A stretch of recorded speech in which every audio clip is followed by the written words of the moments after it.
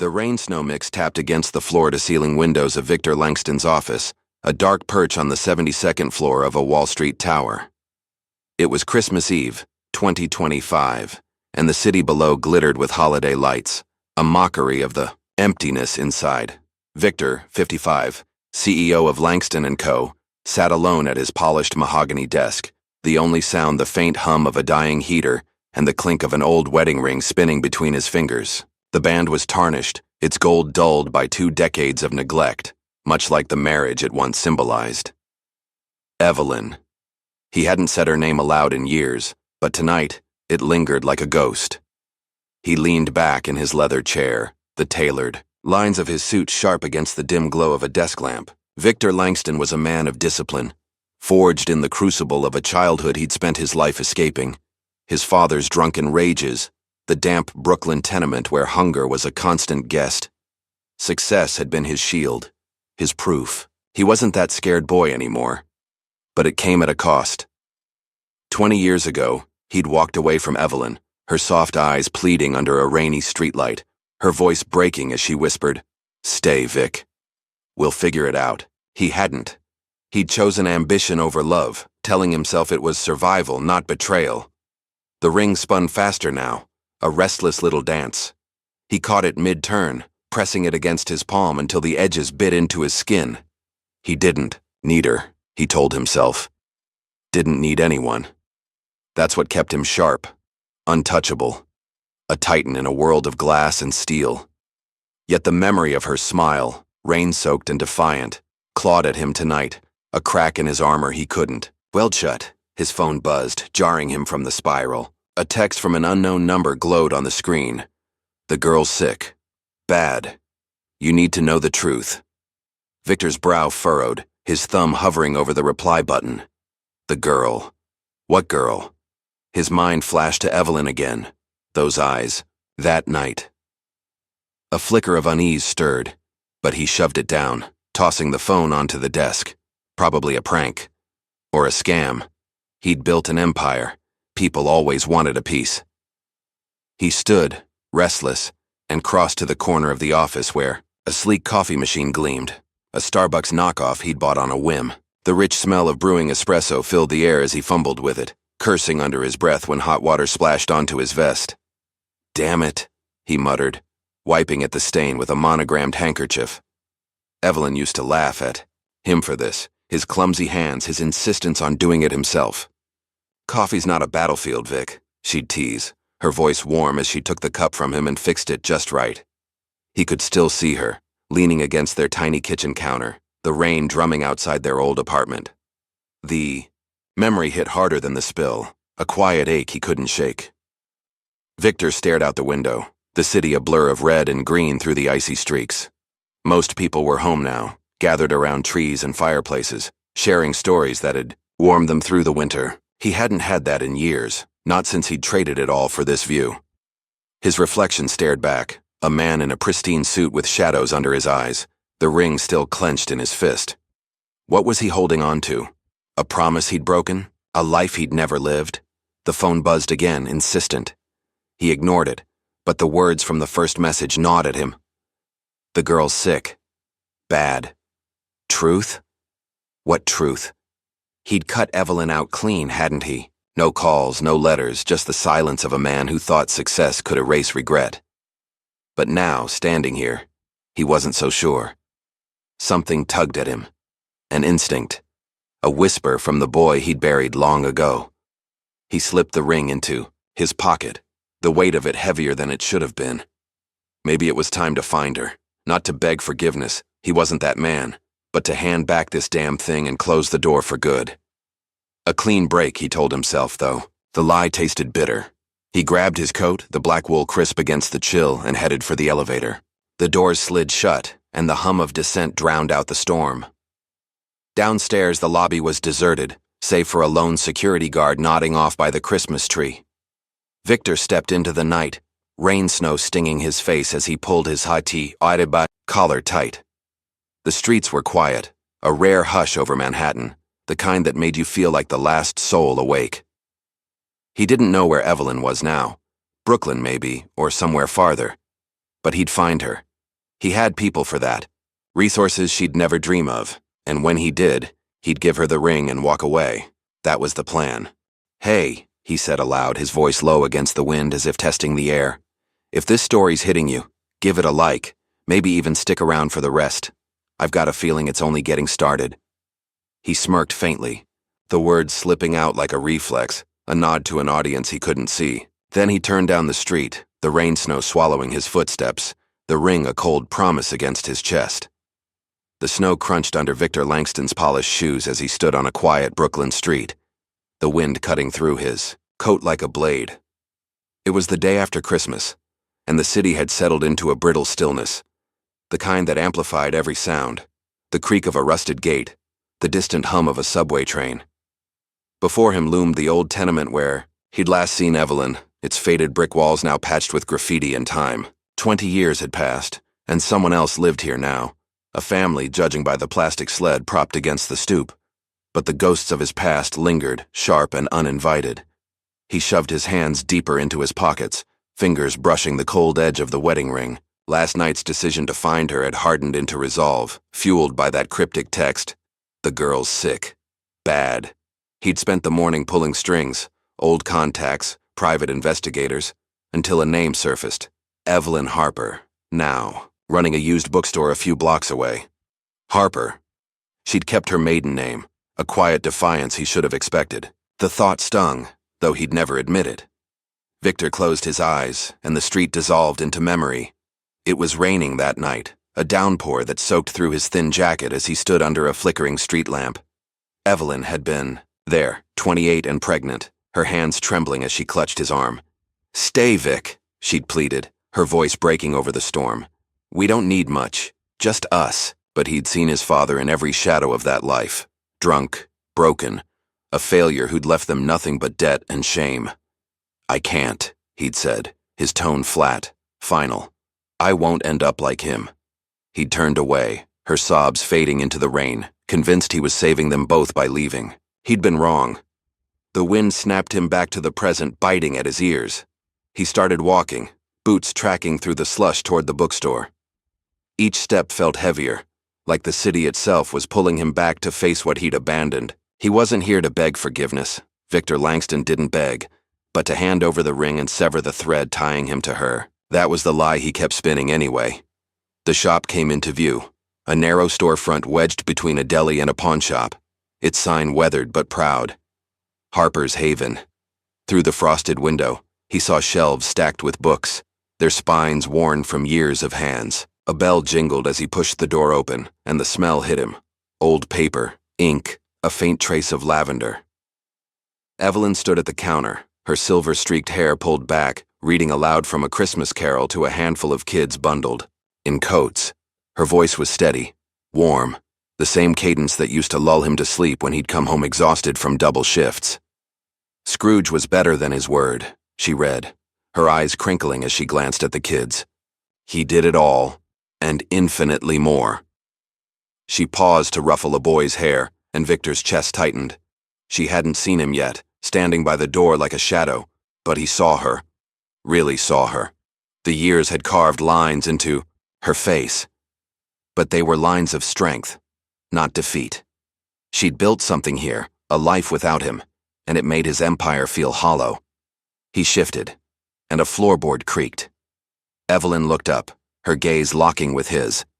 The book slipped in, her hands, but she caught it, her expression hardening. "Kids," she said, voice calm but edged. "Go pick out a story for next time." They scampered off and silence fell, thick as the snow outside. "Victor," she said, not a question but a statement, like she'd been expecting him all along. "You shouldn't be here." He pulled the ring from his pocket, holding it out, like a shield. "I came to give this back," he said, his tone clipped. "Thought you might want it." She didn't move, her eyes narrowing. 20 years, and that's all you've got?" Her words cut deeper than the wind, slicing through his carefully built walls. He opened his mouth to retort, but something fell from his coat, a faded Polaroid, fluttering to the floor. He bent to grab it, and his breath caught. It was them, him, and Evelyn, young and laughing, cradling a newborn swaddled in a blanket. Scrawled on the back in her handwriting, Sophie, 2006. The room spun. Sophie, a daughter. His daughter. He looked up, the question burning in his throat. But Evelyn beat him to it. "You didn't deserve to know," she said, her voice low, fierce. "Not then. Not now." Victor clutched the photo, the edges digging into his palm. "I didn't," he started, but the words died. He hadn't known, because he hadn't stayed. The weight of it crashed over him. Regret, raw and unfiltered, a tidal wave he couldn't outrun. Evelyn turned away, busying herself with the books, her silence louder than any accusation. He stood there, frozen, the ring and photo in his hands like twin anchors to a life he'd thrown away. "Evelyn," he said, softer now, almost a plea. She didn't respond, her back a wall he couldn't breach. The kid's laughter echoed from the back, a sound that should have been his once. "Hey," he murmured, half to himself, half to the air. "If this is pulling you in, hit that like button. Maybe stick with me to see where it goes." It slipped, out naturally. A quiet aside that didn't break the moment, just rode its edge. He slipped the photo into his pocket, the ring still in his fist, and stepped back into the snow. She didn't stop him, but her last words echoed. Not now. Not. Yet maybe he'd find out. The fire crackled in the stone hearth of Victor Langston's Hamptons mansion, casting flickering shadows across the vaulted ceiling. Outside, the wind howled, rattling the tall windows that framed a snow-dusted lawn stretching toward the Atlantic. It was 2 days after Christmas, and Victor stood by the bar, pouring a bourbon he didn't intend to drink, the amber liquid catching the light like a trapped flame. He'd invited Evelyn here tonight, not to the sterile office or some neutral ground, but here, to the heart of his world. A gamble, maybe, to soften the blow of what he'd learned. Sophie, his daughter, a secret kept from him for 19 years. The doorbell chimed, sharp and insistent. He set the glass down, smoothing his sweater, a rare break from the suits that defined him, and opened the door. Evelyn stood there bundled in a worn coat, her silver hair dusted with snow. Her eyes met his, hard as the ice outside, and she stepped in without a word, stopping just past the threshold. "I'm not staying," she said, her voice clipped like she was rationing every syllable. "Say what you need to." Victor gestured to the leather sofa by the fire, but she didn't budge. "Sophie," he started, the name foreign on his tongue. "You said she's sick. How bad?" His chest tightened, a mix of dread and something. Softer he couldn't name. Evelyn's jaw tightened, her hands balling into fists at her sides. "Bad enough," she said. "Cancer. Stage 4. She's been fighting it for a year." She paused, her gaze cutting through him. "She doesn't need you now, Victor. She never did." The words landed like a punch, stealing his breath. He'd spent decades building walls, money, power, a name that opened doors, but they crumbled under her stare.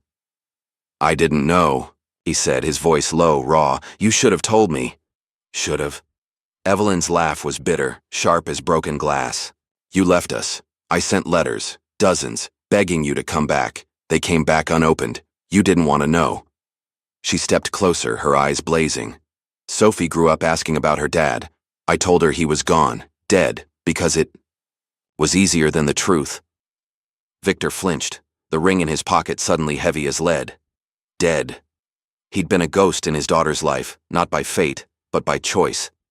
His mind raced, grasping for control. "I can help now," he said, stepping toward her. "Doctors, treatments, whatever she needs." Evelyn shook her head, backing away. "We've managed without you. She doesn't need your money, or your guilt." She turned to leave, but Victor caught her arm, gentle but firm. "Wait," he said, his voice cracking. "Just tell me about her."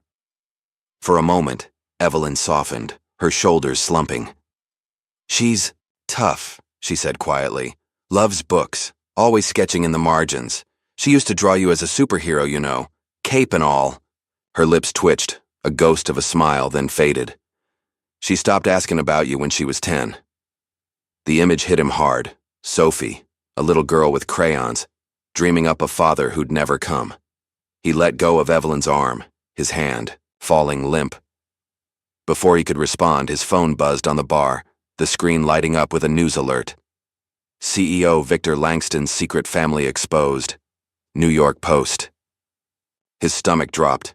He grabbed it, scanning the headline. Details of his marriage, Evelyn, a blurred photo of a teenage girl in a hospital gown.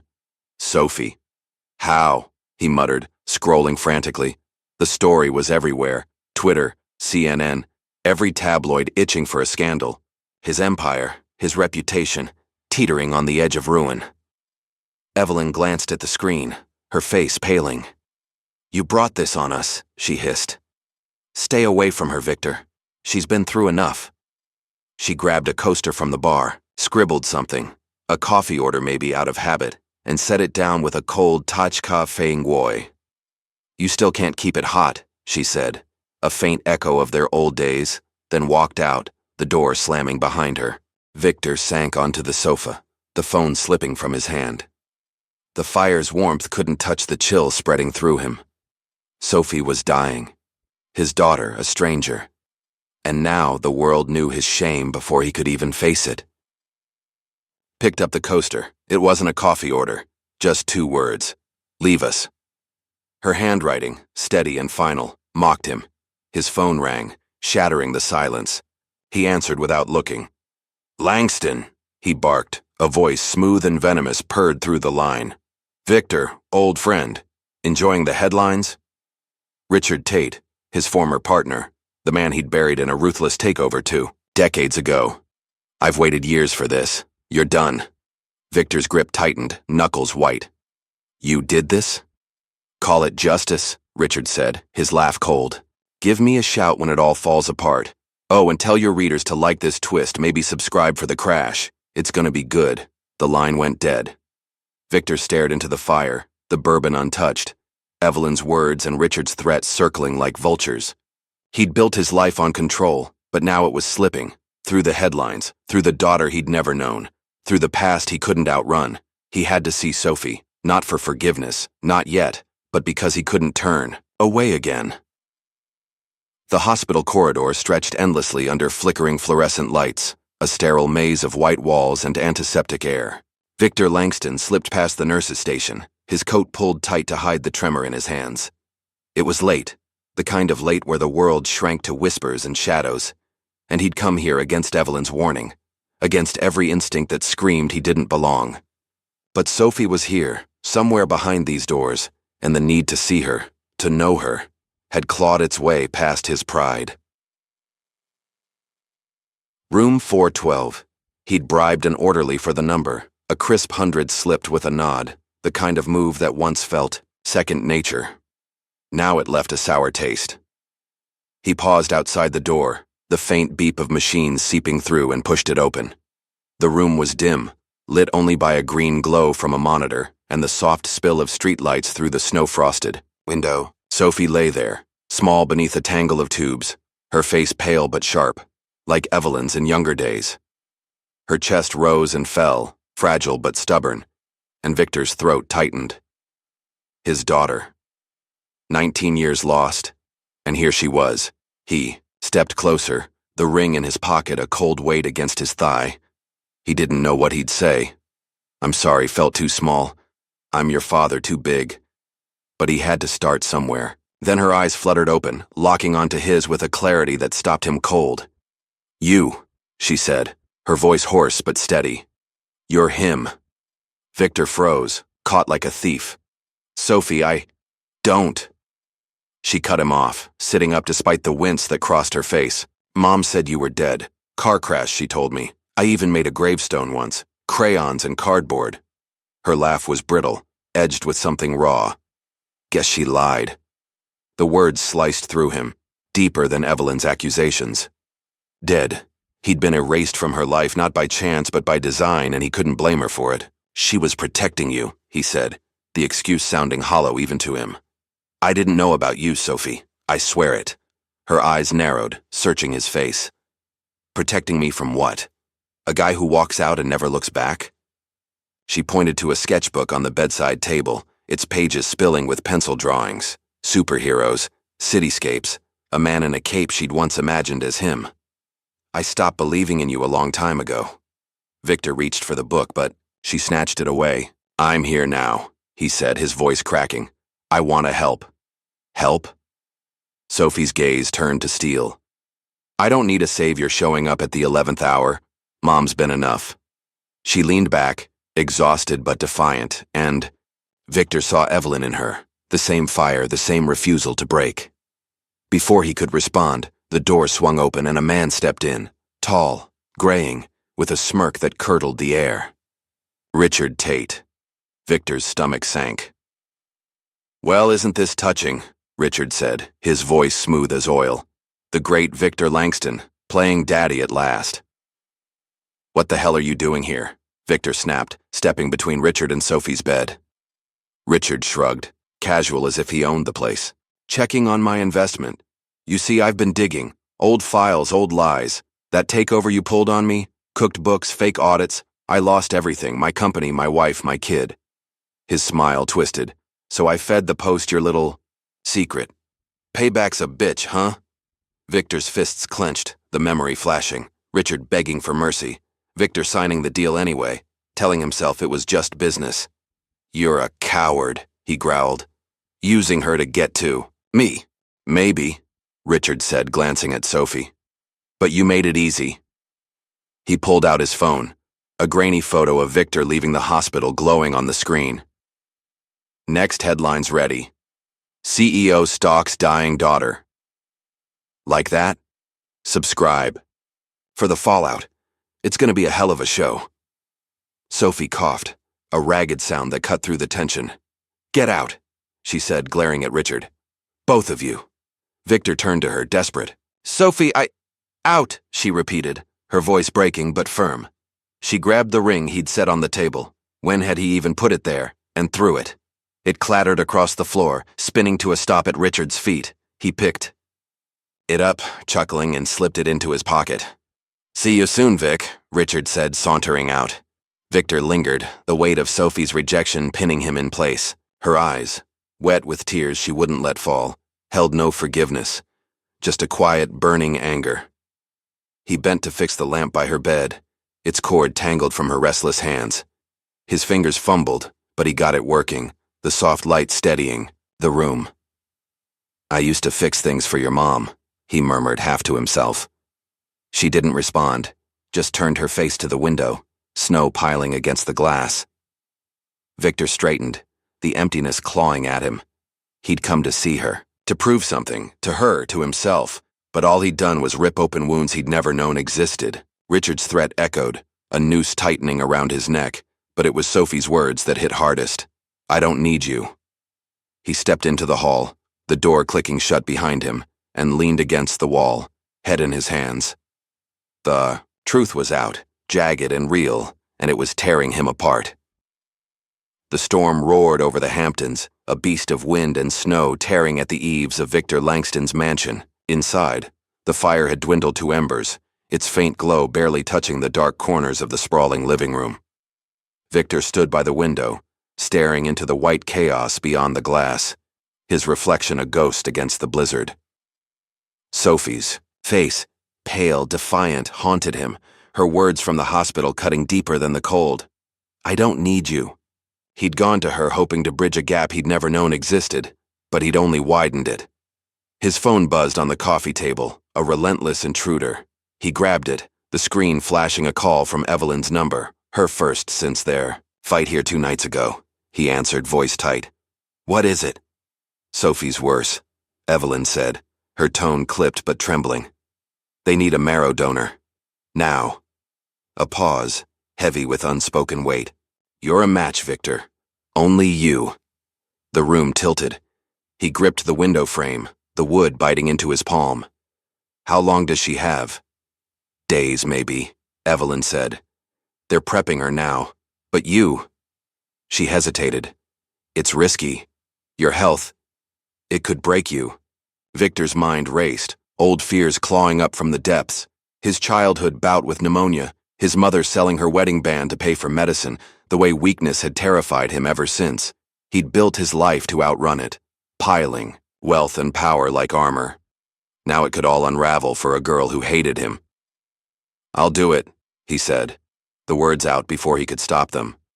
"You don't have to," Evelyn replied, softer now, almost pleading. "She doesn't even want you there." "I know," he said, staring at the snow, "but I'm not losing her again." He hung up, the silence roaring louder than the storm. Richard Tate's threat loomed like a shadow. More headlines, more ruin. Victor's phone lit up again, this time with an email from his board. "Resign or we vote you out. The scandal's killing us." He scrolled through, numb, until a text from Richard popped up. "Give up the company, or I bury you deeper. Your call." The bastard had him cornered, but Sophie's life hung in the balance, heavier than any empire. Victor crossed to his desk, pulling out a stack of papers, stock certificates, the keys to Langston and Coalers. He'd spent decades building. It every deal a brick in the wall between him and his past. Now it was a bargaining chip. He dialed his lawyer, voice steady despite the quake inside. "Sell it," he said. "All of it. Use the money for Sophie's treatment, every dime." "Victor, you'll be wiped out," the lawyer protested. "You sure?" "Do it," he snapped, ending the call. The room felt smaller, the air thinner, but for the first time in years he breathed easier. It wasn't about redemption. Not yet. It was about her. He grabbed his coat and headed outside, the storm swallowing him whole. Snow lashed his face as he trudged to the guest house where Evelyn had agreed to meet him. Her car stuck in the drifts, a mile back. She was there, pacing the porch, her coat soaked through. She turned as he approached, eyes wide with something between fury and fear. "You're insane," she shouted over the wind, stepping down to meet him. "Selling everything for what?" "For her," he yelled back, the words raw. "I wasn't there then, Evelyn. I won't fail her now." She stopped, snow clinging to her hair, and for a moment the storm seemed to hush. "You don't get it," she said, voice breaking. "She might not make it. And you could lose everything, even yourself." Victor closed the distance, his hands finding her shoulders. "I already lost everything 20 years ago," he said, his breath clouding between them. "I didn't know it till now." Her eyes searched his, wet with tears or snow. He couldn't tell. And then she collapsed against him, a sob muffled by his coat. He held her, the first time in 2 decades, her warmth seeping through the cold. The wind screamed, but they stood, there, locked in a moment that felt like a lifetime. "I'm not worth this," she whispered, pulling back, her hands trembling. "You are," he said, firm. "Both of you." He brushed snow from her cheek, a gesture so old it ached. "Hey, if this hits you hard, drop a like. Stick around, it's only getting wilder," he added, a faint smirk breaking through, his voice low like a secret shared in the gale. Evelyn shook her head, a ghost of a smile tugging at her lips. "You're still a fool," she said, but she didn't pull away again. They turned toward the main house, the storm raging on, and Victor felt the ring in his pocket, gone from his hand when Sophie threw it, but its weight lingered in his mind. He'd get it back, somehow. For now, he had a daughter to save. The hospital loomed in his thoughts, a battlefield he couldn't avoid. He'd face the surgery, the risk, the fallout. Richard be damned. As they reached the door, Evelyn gripped his arm, her touch a tether. "Don't die on me," she said, half a command, half a plea. "I won't," he promised, though he wasn't sure he could keep it. He stepped inside, the warmth hitting him like a shock, and headed for the car keys. The storm wouldn't stop. Him, not tonight, not ever again. The hospital waiting room smelled of stale antiseptic and desperation, a limbo of muted beeps and flickering lights. Victor Langston slumped in a plastic chair, his body aching from the marrow donation, a dull throb pulsing through his bones. The surgery had gone through hours ago, 6 grueling hours of tubes and needles, his lifeblood siphoned to save a daughter who didn't want him. He'd come out weaker, a shadow of the man who'd once ruled boardrooms, but alive. Sophie was stable, they'd said. For now. A styrofoam cup steamed in his hands, the coffee inside hot and black, a gift from Evelyn. She sat across from him, her coat draped over her lap, silver hair tangled from the storm they'd braved to get here. Her eyes were red-rimmed but steady, watching him with a mix of exhaustion and something softer he couldn't place. "You didn't have to do it," she said, her voice low, breaking the hum of the room. "Not after everything." Victor took a sip, the heat scalding his tongue. "Yeah, I did," he replied, meeting her gaze. "I walked away once, not again." His hands trembled slightly, the cup sloshing, and he cursed under his breath. Weakness. He hated it, always had. But for Sophie, he'd bear it. Evelyn leaned forward, resting her elbows on her knees. "You don't get it, do you?" she said, her tone soft but piercing. "I raised her alone, nights in the ER, stitching clothes to pay bills, telling her stories so she wouldn't hear me cry. I didn't hate you, Vic. I just stopped waiting." She paused, her fingers tracing the edge of her coat. "She wrote you letters, you know. When she was little. Never sent them, just stuffed them in a shoebox under her bed." The image hit him like a freight train. Sophie, a child with Evelyn's eyes, scribbling to a father she'd never met. "What did she say?" he asked, his voice barely above a whisper. "She wanted to know why you weren't there," Evelyn said, looking away. Then she started asking why she wasn't enough. Her words hung heavy, a truth Victor couldn't dodge. He set the cup down, the steam curling up like a ghost of his failures. "I thought I was building something," he said, staring at his hands. Hands that had signed deals, shaken power, but never held his daughter. "A life where we wouldn't scrape by like my folks did. Dad drank himself dead. Mom sold everything to keep me breathing. I swore I'd never be that helpless." He laughed, a dry, broken sound. "Turns out I built a cage instead. Locked you both out." Evelyn's eyes softened, a crack in her armor. "You weren't helpless," she said. "You were scared. There's a difference." She reached across, her hand hovering over his, then pulled back. "I kept her from you because I thought you'd break her worse." Victor nodded, the weight of it settling deep. "I broke you instead," he said, the confession spilling out raw. "I thought honor was power, money, a name. I was wrong. It's this." He gestured vaguely at the space between them, the fragile thread they were stitching back together. She didn't reply, just watched him, and the silence felt like forgiveness, or at least a start. He stood, wincing as his joints protested, and crossed to the coffee machine in the corner. "Your turn," he said, grabbing another cup. He fumbled with it, spilling grounds on the counter, but managed to brew something decent. He handed it, to her, the steam rising between them, and she took it with a faint smile.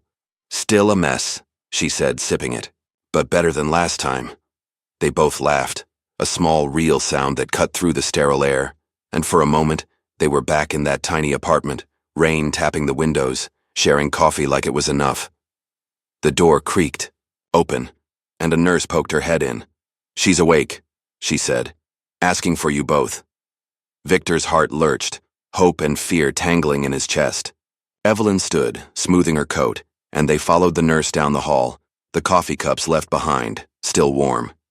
Sophie's room was quieter now, the machine steady.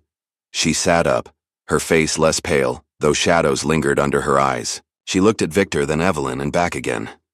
"You're still here," she said, her voice rough but curious. "Why?" Victor swallowed, stepping closer. "Because I want to know you," he said, simple and true. "Not to fix things, not yet. Just to be here." Sophie studied him, her sketchbook clutched to her chest. "I wrote you once," she said, almost a whisper. "Said I hated you. Guess I don't anymore." She didn't smile, didn't forgive, but the words were a door cracking open, and Victor clung to it. Evelyn sat beside her, brushing a strand of hair from her face, and Victor stayed by the door, a silent sentinel. "Hey," he murmured, glancing at the ceiling as if it could hear him. "If this is tugging at you, hit that like. Stay with us. It's a long road ahead." It slipped out, a quiet aside that hung in the air, natural as breathing. He pulled, The ring from his pocket. Richard had it, but in his mind it was still his tether and held it tight. "Keep this," he said, offering it to Evelyn across the room. "Not to wear, just to hold, till I earn it back." She took it, her fingers brushing his, and nodded. Sophie watched, silent, and Victor felt the first stirrings of something he'd lost long ago. Home. The rain fell in sheets over Brooklyn, a gray curtain blurring the neon glow of the city. Victor Langston stood outside the glass tower of Langston & Co., the place he'd once called his kingdom, now a hollow shell. After the sale, snowmelt mixed with the downpour, soaking his shoes, but he barely felt it. Across the street, Richard Tate leaned against a lamppost, his trench coat flapping in the wind, a predator savoring the kill. The air crackled with tension, the kind that preceded a storm's final blow. Victor's phone buzzed. Another headline. Langston's empire crumbles, fraud exposed. Richard had made good on his threat, leaking doctored files from their old deal, painting Victor as a thief who'd built his fortune on lies. The board was gone, the investors fled, and the press swarmed like vultures. But Victor wasn't here to save his name. He'd come for something bigger. "You're finished," Richard called over the rain, his voice cutting through the din. "I've got more, photos, emails. You'll be lucky to dodge jail." He held up the wedding ring, snatched from Sophie's hospital room, twirling it like a trophy. "This is mine now, too." Victor's fists clenched, the urge to lunge at him surging hot and fast, but he held back, jaw tight. "You think that's power?" he shouted, stepping into the street. "Ruining me? You've got nothing left to take." Richard laughed, cold and sharp. "Oh, I've got plenty. Your little girl's next. CEO's daughter begs for mercy. The tabloids'll eat it up." He smirked, stepping closer. "You took everything from me, Vic, my company, my family. I begged you back then, remember?" Victor did. 20 years ago, Richard had been his friend, a partner with big dreams. When the deal went south, Victor had doctored the books, pinned the blame, and walked away richer. Richard's wife left him, his son cut ties, and Victor told himself it was survival. "I was wrong," he said now, voice steady despite the rain. "I'm sorry." Richard blinked, caught off guard, then sneered. "Too late." He turned to go, but Victor grabbed his arm, spinning him back. "Not this time," Victor said and raised his voice over the storm. "I'm done running." He pulled out his phone, hit record, and faced the growing crowd, reporters, onlookers, cameras flashing through the haze.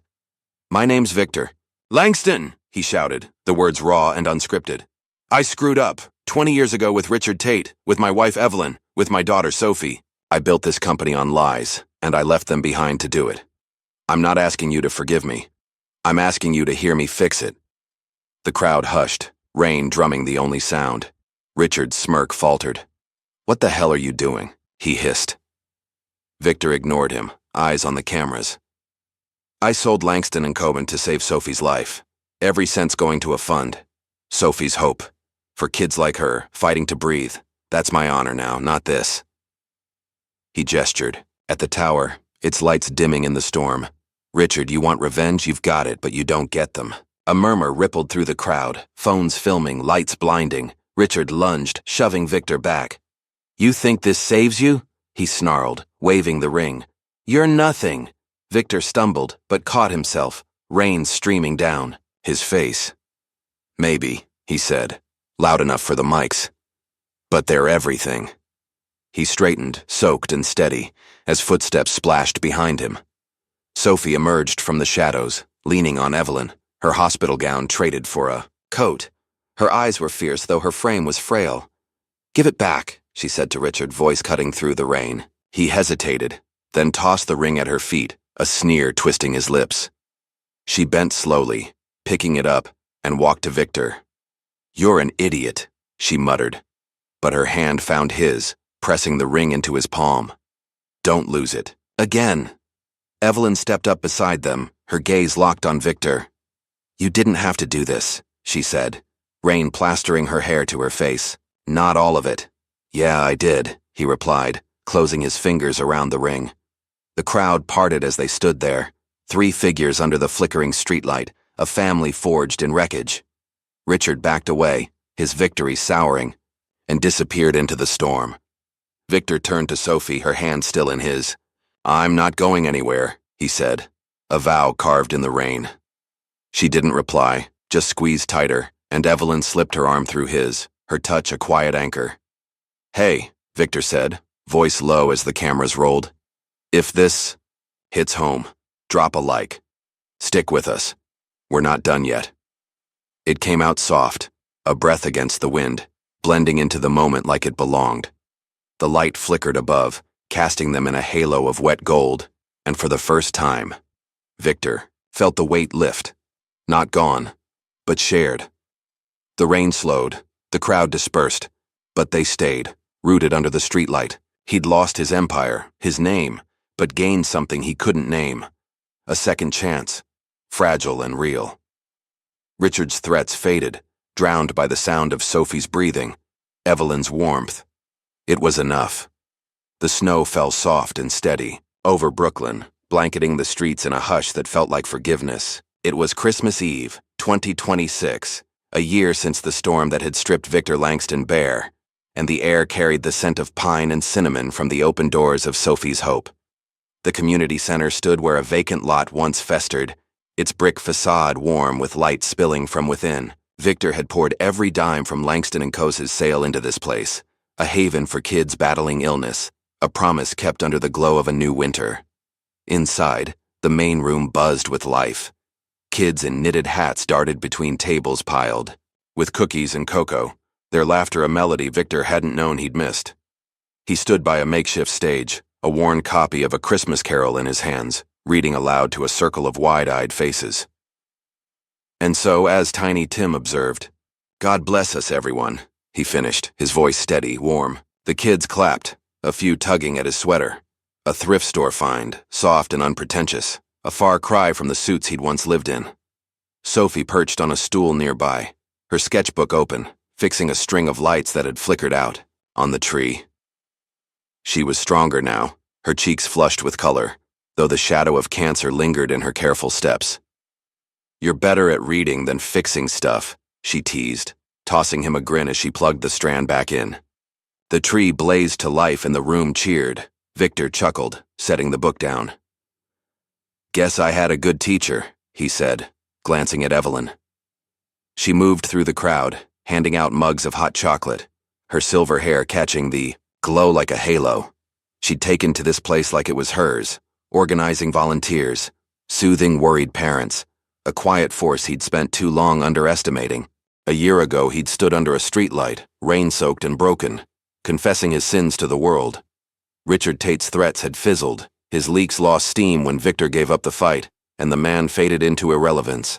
The headlines moved on, but Victor hadn't. He'd traded Wall Street for Brooklyn, the penthouse for a modest brownstone a block away, shared with Evelyn and Sophie. It wasn't perfect. Sophie still kept him at arm's length some days, and Evelyn's trust came slow, but it was real.